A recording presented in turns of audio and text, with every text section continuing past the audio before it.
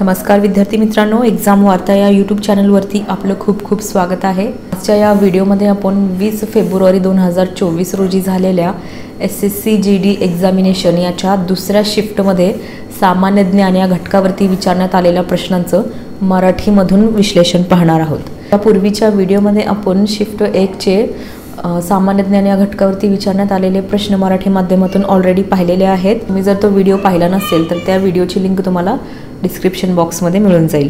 व्हिडिओला सुरुवात करण्यापूर्वी विद्यार्थ्यांसाठी या ठिकाणी एक सूचना आहे। जसे की आपल्या सर्वांना माहितच आहे की SSC GD ची जी एक्झाम आहे ते पहिल्यांदाच मराठी माध्यमातून होत आहे। यापूर्वी जे एक्झाम झाले आहेत ते इंग्लिश आणि हिंदी माध्यमातून झालेले आहेत। सो याचे जे क्वेश्चन पेपर आहेत या एक्झामचे ते हिंदी आणि इंग्लिश मीडियममधून अवेलेबल आहेत। सो या ठिकाणी आपण विद्यार्थ्यांना अभ्यास करणे सोपे जावे, अभ्यास करताना त्यांना थोडीफार हेल्प व्हावी या उद्देशाने हिंदी आणि इंग्लिशमधले जे क्वेश्चन्स आहेत ते या ठिकाणी मराठीत ट्रान्सलेट केलेले आहेत। यामुळे या ठिकाणी आपण जे प्रश्न पाहणार आहोत त्या एखाद्या प्रश्नामध्ये थोडीफार वाक्यरचना गडबड झालेली तुम्हाला वाटू शकते किंवा थोडाफार ग्रॅमॅटिकली डिफेक्ट तुम्हाला वाटू शकतो।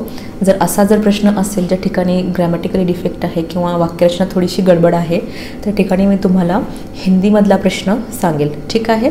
सो ट्रान्सलेशनच्या मुद्द्यावरून थोडंसं तुम्हाला या ठिकाणी ॲडजस्ट करून घ्यावं लागेल, ठीक आहे। सुरुवात करूया आपल्या आजच्या या व्हिडिओला। या ठिकाणी पहा, पहिला प्रश्न आहे, स्वातंत्र्यानंतर भारताने पहिले पंतप्रधान जवाहरलाल नेहरू यांच्या डॅश डॅश प्रभावाखाली 1951 मध्ये आपली, या ठिकाणी आपली हा शब्द राहिलेला आहे, सॉरी, आपली पहिली पंचवार्षिक योजना सुरू केली, ठीक आहे। प्रश्न समजला। स्वातंत्र्यानंतर भारताने पहिले पंतप्रधान जवाहरलाल नेहरू यांच्या डॅश डॅश प्रभावाखाली 1951 मध्ये आपली पहिली पंचवार्षिक योजना सुरू केली। विद्यार्थी मित्रांनो, या ठिकाणी या प्रश्नाचं उत्तर आहे पहा, ऑप्शन डी, समाजवादी। स्वातंत्र्यानंतर भारताने पहिले पंतप्रधान जवाहरलाल नेहरू यांच्या समाजवादी प्रभावाखाली 1951 मध्ये आपली पहिली पंचवार्षिक योजना सुरू केली। मूळ पंचवार्षिक योजनेची जी तत्त्वे आहेत ते भारताने रशियाकडून स्वीकारलेली आहेत, ठीक आहे। भारताने पंचवार्षिक योजनेची जी तत्त्वे आहेत ते रशियाकडून स्वीकारलेली आहेत। या ठिकाणी पहिल्या पंचवार्षिक योजनेचा कालावधी पहा। पहिली पंचवार्षिक योजना 1 एप्रिल 1951 ते 31 मे 1956 या कालावधी दरम्यान राबवली गेली होती, ठीक आहे। पहिल्या पंचवार्षिक योजनेचे अध्यक्ष होते पंडित नेहरू, उपाध्यक्ष होते गुलजारीलाल नंदा, प्रतिमान होते हेरोल्ड डोमर आणि पहिल्या पंचवार्षिक योजनेचे विशेष भर हे कृषी क्षेत्रावरती होते, ठीक आहे। पहिल्या पंचवार्षिक योजनेदरम्यान दामोदर खोरे विकास प्रकल्प, कोसी धरण, भाकरा नांगल धरण, हिराकूड धरण, सिंदरी खत कारखाना, Chittaranjan locomotive works, Perambur loco works, Hindustan antibiotics, Hindustan machine tools इत्यादी सारखी महत्त्वपूर्ण प्रकल्प राबवण्यात आले होते। या घटकाची डिटेल माहिती तुम्हाला प्राईम पब्लिकेशनद्वारे प्रकाशित SSC GD कॉन्स्टेबल भरती संपूर्ण मार्गदर्शक या रेफरन्स बुकमध्ये मिळेल, ठीक आहे। त्यानंतर पहा, पुढचा प्रश्न आहे, खालीलपैकी कोणाची भारतातील दुसरे chief of defence staff CDS म्हणून नियुक्ती करण्यात आली आहे। या ठिकाणी पहा, या प्रश्नाचं उत्तर आहे option A, lieutenant general Anil Chauhan. 2022 मध्ये लेफ्टनंट जनरल अनिल चौहान यांची CDS म्हणजेच भारताचे दुसरे चीफ ऑफ डिफेन्स स्टाफ म्हणून नियुक्ती करण्यात आलेली आहे। भारताचे पहिले चीफ ऑफ डिफेन्स कोण होते तर भारताचे पहिले CDS किंवा चीफ ऑफ डिफेन्स होते बिपिन रावत, ठीक आहे। डिसेंबर 2021 मध्ये बिपिन रावत यांचा चॉपर क्रॅशमध्ये दुर्दैवी अंत झालेला आहे आणि त्यांच्या जागेवरती परत लेफ्टनंट जनरल अनिल चौहान यांची नियुक्ती करण्यात आली। लेफ्टनंट जनरल अनिल चौहान यांनी 1981 पासून ते 2021 पर्यंत सेनेत विविध पदांवरती कार्य केलेले आहेत। त्यांना त्यांच्या उत्कृष्ट कामगिरीसाठी उत्तम युद्ध सेवा पदक, परमविशिष्ट सेवा पदक, अतिविशिष्ट सेवा पदक, सेना पदक, विशिष्ट सेवा पदक प्रदान करण्यात आलेले आहे, ठीक आहे। त्यानंतर पाहूया पुढचा प्रश्न, सर्वोच्च न्यायालयाच्या कोणत्या माजी न्यायाधीशाची आंध्र प्रदेशच्या राज्यपालपदी नियुक्ती करण्यात आली आहे? या प्रश्नाचं उत्तर पहा. या प्रश्नाचं उत्तर आहे option D, S Abdul Nazeer. S Abdul Nazeer यांनी 12 फेब्रुवारी 2023 रोजी आंध्र प्रदेशचे 22वे राज्यपाल म्हणून पदभार स्वीकारलेले आहे. सर्वोच्च न्यायालयाच्या न्यायाधीश पदावरून निवृत्त झाल्यानंतर 1 महिन्याच्या आतच त्यांची या पदावरती नियुक्ती करण्यात आली होती आणि या कारणामुळे हा जो प्रकरण होता तो थोडासा कॉन्ट्रोवर्शियल होता. ठीक आहे. त्यानंतर पहा पुढचा प्रश्न आहे. पुढचा प्रश्न पहा. या प्रश्नामध्ये वाक्यरचना थोडीशी वेगळी आहे, त्यासाठी मी तुम्हाला आधी हिंदीमधला प्रश्न सांगते. या ठिकाणी हिंदीमधला प्रश्न पहा. संगीत नाटक अकादमी संगीत नृत्य और नाटक के लिए भारत की राष्ट्रीय अकादमी है. इसे 1952 में तत्कालीन डैश डैश भारत सरकार के एक प्रस्ताव द्वारा बनाया गया था, जिसके पहले अध्यक्ष डॉक्टर PV राजमन्नार थे. ठीक आहे. हिंदीमधला तुम्ही प्रश्न ऐकलेला आहे. आता मराठीतून हा प्रश्न करेक्ट करून सांगते. संगीत नाटक अकादमी ही भारताची संगीत नृत्य आणि नाटकाची राष्ट्रीय अकादमी आहे. याला 1952 मध्ये तत्कालीन भारत सरकारच्या ठरावाद्वारे तयार केले गेले, ज्याचे अध्यक्ष डॉक्टर PV राजमन्नार होते. ठीक आहे. प्रश्न समजला. या प्रश्नाचं उत्तर आहे ऑप्शन बी, शिक्षण मंत्रालय. संगीत नाटक अकादमी ही भारताची संगीत नृत्य आणि नाटकाची राष्ट्रीय अकादमी आहे. ती 1952 मध्ये तत्कालीन शिक्षण मंत्रालय भारत सरकारच्या ठरावाद्वारे तयार केले गेले, ज्याचे अध्यक्ष डॉक्टर PV राजमन्नार होते. ठीक आहे. संगीत नाटक अकादमी याची स्थापना 31 मे 1952 रोजी झाली होती. भारताचे प्रथम राष्ट्रपती डॉक्टर राजेंद्र प्रसाद यांनी 28 जानेवारी 1953 रोजी संसद भवनमध्ये आयोजित एका कार्यक्रमाद्वारे याचे उद्घाटन केले होते. ठीक आहे. त्यानंतर पहा पुढचा प्रश्न. पुढचा प्रश्न आहे पहा. भारतीय रिझर्व्ह बँकेचे कार्य खालीलपैकी कोणते आहे? या प्रश्नाचं उत्तर आहे ऑप्शन सी, 1 आणि 2 दोन्ही. म्हणजे चलन जारी करणे आणि अंतिम कर्जदाता हे दोन्ही RBIचे कार्य आहेत. ठीक आहे. त्यानंतर पहा पुढचा प्रश्न. पन्नालाल घोष खालीलपैकी कोणत्या वाद्यासाठी प्रसिद्ध आहेत? या प्रश्नाचं उत्तर आहे ऑप्शन सी, बासुरी. पन्नालाल घोष हे बासुरी या वाद्यासाठी प्रसिद्ध आहेत. मग या ठिकाणी पहा, शहनाई वादनासाठी कोणती व्यक्ती प्रसिद्ध आहे? तर ते आहे उस्ताद बिस्मिल्ला खान. उस्ताद बिस्मिल्ला खान. ठीक आहे. त्यानंतर पहा, तबला वादनासाठी कोणती व्यक्ती प्रसिद्ध आहे? तर तबला वादनासाठी उस्ताद झाकीर हुसेन. ठीक आहे. झाकीर हुसेन. झाकीर हुसेन यांचे जे वडील होते उस्ताद अल्ला रखा खान हे सुद्धा प्रख्यात तबला वादक होते. त्यानंतर बासुरी वादनासाठी आपण पाहिलेला आहे पन्नालाल घोष. त्याचबरोबर पंडित हरिप्रसाद चौरसिया. हरिप्रसाद चौरसिया.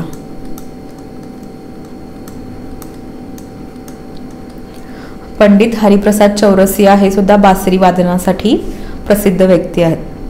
पंडित हरिप्रसाद चौरसिया यांना पद्मभूषण पद्मविभूषण यांनी सन्मानित करण्यात आलेला आहे. त्यानंतर पुढे पहा, सितार वादनासाठी या ठिकाणी कोणती व्यक्ती प्रसिद्ध आहे?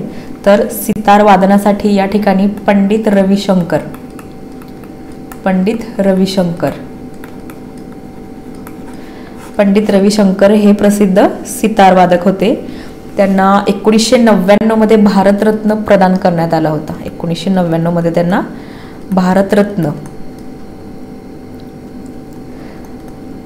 प्रदान करण्यात आला होता. त्याचबरोबर त्यांना 1981 मध्ये पद्मविभूषण, 1937 मध्ये पद्मभूषण, 1962 मध्ये संगीत नाटक अकादमी पुरस्कार, आंतरराष्ट्रीय स्तरावरील त्यांना 4 ग्रॅमी अवॉर्ड सुद्धा मिळालेले आहेत. तसंच 1992 मध्ये रॅमन मॅग्सेसे पुरस्कार सुद्धा मिळालेला आहे. इतकेच नव्हे तर इतर देशातील सुद्धा त्यांना मोठमोठे सन्मान मिळालेले आहेत, अवॉर्ड्स मिळालेले आहेत. त्याचबरोबर विदेशातील मोठमोठ्या विद्यापीठांच्या पदव्या, फेलोशिपसुद्धा त्यांना मिळालेल्या आहेत. ठीक आहे. त्याचबरोबर 1986 ते 1992 या काळामध्ये ते राज्यसभेचे खासदार सुद्धा राहिलेले होते आणि 2012 मध्ये त्यांचा मृत्यू झालेला आहे. ठीक आहे. SSC GD साठी त्याचबरोबर RRB NTPC साठी भारताची कला आणि संस्कृती हा महत्त्वाचा घटक आहे आणि त्याच्यावरती भरपूर प्रश्न विचारले जातात. त्यामुळे विश्लेषणमध्ये आपण जे मुद्दे पाहत आहोत ते परीक्षेच्या दृष्टीने अत्यंत महत्त्वाचे आहे. त्या दृष्टीने ते नोट करत चला. ठीक आहे. त्यानंतर पुढचा प्रश्न पहा. संविधान सभेने भारतीय राज्यघटना डॅश रोजी स्वीकारली. या प्रश्नाचं उत्तर आहे ऑप्शन बी 26 नोव्हेंबर 1949. 26 नोव्हेंबर 1949 रोजी संविधान सभेने भारतीय राज्यघटना स्वीकारली. ठीक आहे. त्यानंतर पुढचा प्रश्न पहा. ध्वनीची तीव्रता कोणत्या युनिटमध्ये मोजली जाते. या प्रश्नाचं उत्तर आहे ऑप्शन डी डेसिबल. ध्वनीची तीव्रता ही डेसिबल मध्ये मोजली जाते. आता या ठिकाणी जे युनिट दिलेले आहेत हर्ट्ज आणि वॅट पर मीटर स्क्वेअर, हे जे युनिट आहेत किंवा हे जे एकक आहेत ते थोडेसे कन्फ्युजिंग आहे. हर्ट्ज, वॅट पर मीटर स्क्वेअर आणि डेसिबल, कारण हे तिन्ही जे युनिट आहेत ते ध्वनी मोजण्यासाठी वापरले जातात, बट त्यांचा वापर वेगवेगळ्या ठिकाणी आहे. जसे की हर्ट्ज जे आहे ते ध्वनीची फ्रिक्वेन्सी मोजण्यासाठी वापरलं जातं. हर्ट्ज फ्रिक्वेन्सी मोजण्यासाठी वापरलं जातं, ज्याला आपण वारंवारता म्हणतो. वारंवारता, ध्वनीची वारंवारता मोजण्यासाठी हर्ट्ज हे एकक वापरलं जातं. तर वॅट पर मीटर स्क्वेअर केव्हा वापरलं जातं, तर वॅट पर मीटर स्क्वेअर हे इंटेन्सिटी मोजण्यासाठी वापरलं जातं. इंटेन्सिटी. ठीक आहे. आणि डेसिबल केव्हा वापरलं जातं, तर तीव्रता मोजण्यासाठी, ध्वनीची तीव्रता, ज्याला लाऊडनेस आपण म्हणतो. लाऊडनेस, साऊंडची लाऊडनेस मोजण्यासाठी डेसिबल हा एकक वापरला जातो. ठीक आहे. अर्थशास्त्र हा प्रसिद्ध ग्रंथ आपल्याला सांगतो की मौर्य काळात वायव्य दिशा कंबल, कंबल हिंदी शब्द आहे ज्याला मराठीत आपण घोंगडी म्हणतो. घोंगडी म्हणजेच ब्लँकेट. ठीक आहे. मौर्य काळात वायव्य दिशा हे घोंगडी आणि डॅश डॅश आपल्या सोने आणि मौल्यवान दगडांसाठी महत्त्वपूर्ण होते. या प्रश्नाचं उत्तर आहे ऑप्शन ए दक्षिण भारत.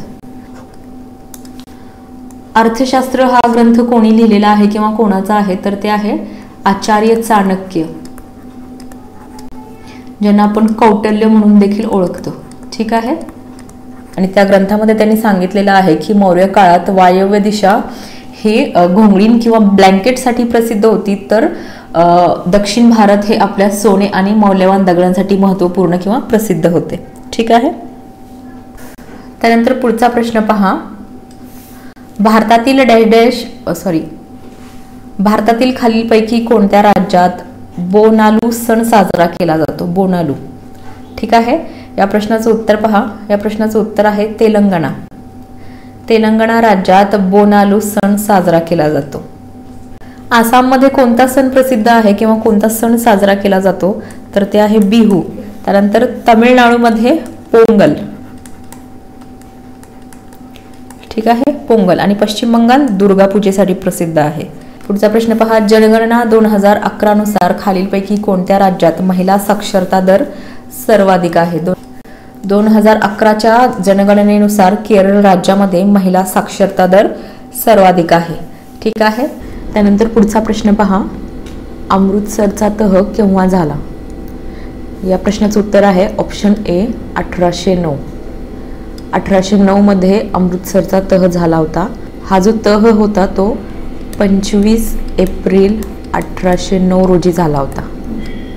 हा तह ब्रिटिश ईस्ट इंडिया कंपनी व महाराजा रणजित सिंह यांच्यामध्ये झाला होता.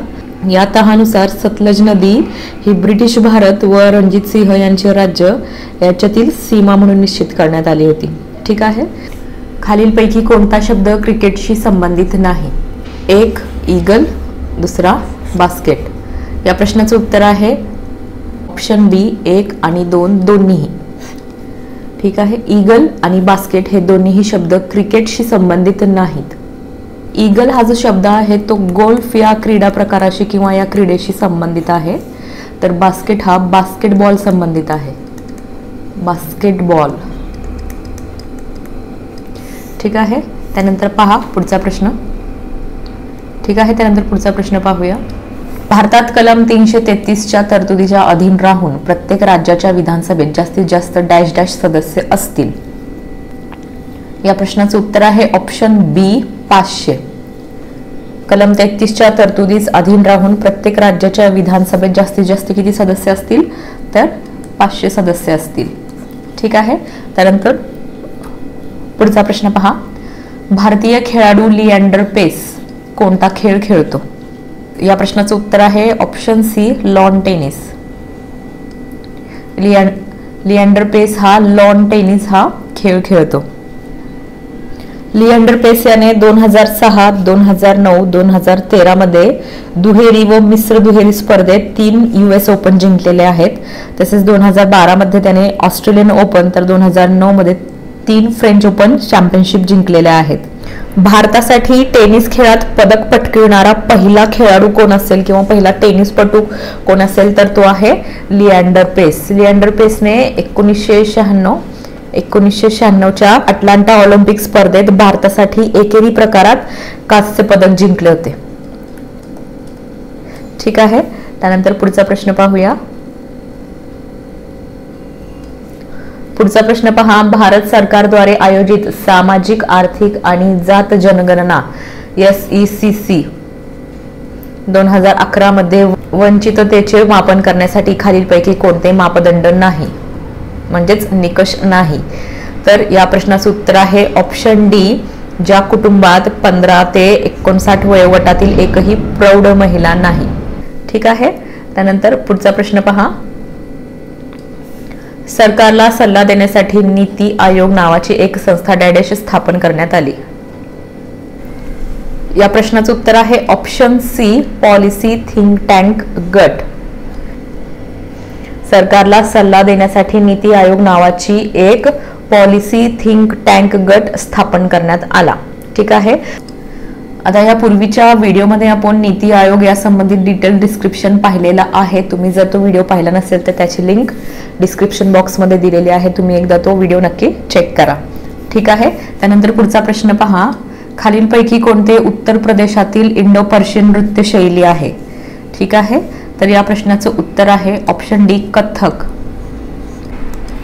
कथ्थक हे उत्तर प्रदेशातील इंडो पर्शियन नृत्य शैली आहे. ठीक आहे.